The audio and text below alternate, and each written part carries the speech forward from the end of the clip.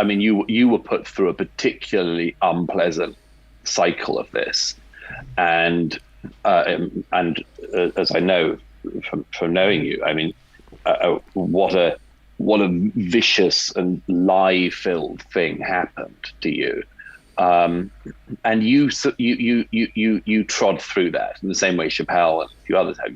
You said, okay, you're not going to chase me off the field. You're not going to bully me out of the arena.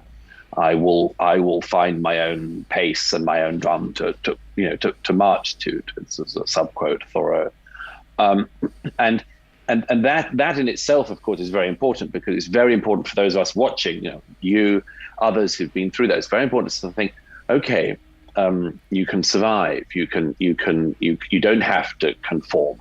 You don't have to do what you're told. There is actually another way.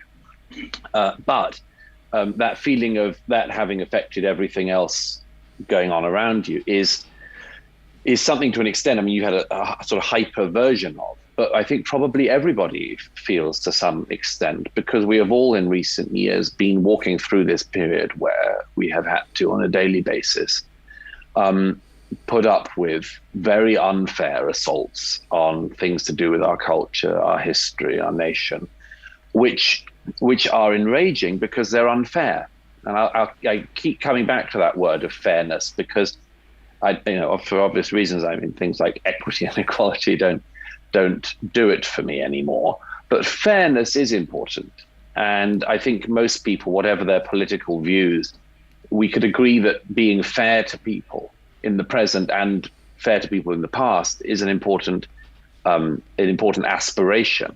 And if there is a sort of feeling of deep feeling that comes up from reading a book like The War in the West, I think one of them will be, I hope, as with writing it, just an overwhelming feeling that we have been unfair and we've been treating people unfairly, and it's time to make it stop.